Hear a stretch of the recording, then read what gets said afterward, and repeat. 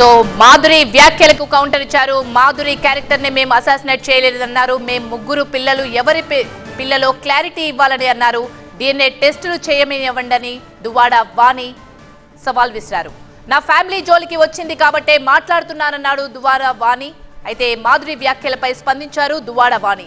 Madhuri character ను మేము తప్పు పట్టడం లేదు, కానీ ఆమె ముగ్గురు పిల్లలు ఎవరి పిల్లలో క్లారిటీ ఇవ్వాలని DNA టెస్టులు చేయమనంటూ దువ్వాడ వాణి ప్రశ్నించారు. అయితే నా ఫ్యామిలీ జోలికి వచ్చింది కాబట్టే మాట్లాడుతున్నానన్నారు.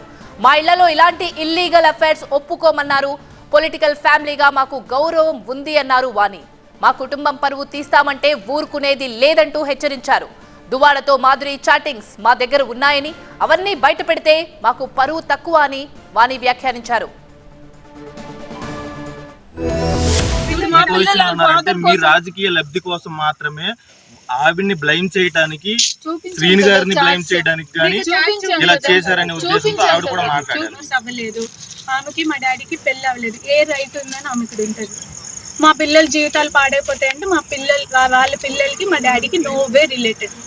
వాళ్ళ డాడీ దగ్గరికి వెళ్ళి వాళ్ళ ఫస్ట్ హస్బెండ్, ఎంతమంది హస్బెండ్లు ఉన్నారో నాకు తెలీదు, ఎంతమంది హస్బెండ్లు ఉన్నారో ఆ పిల్లలు ఎవరెవరి తాలూకు అక్కడ వెళ్తారు.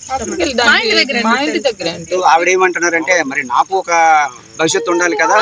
అసలు లింక్ ఎలా ఉంది? దువ్వాడ శ్రీనివాస్ ఆయన మాకు లీగల్ గా ఫాదర్.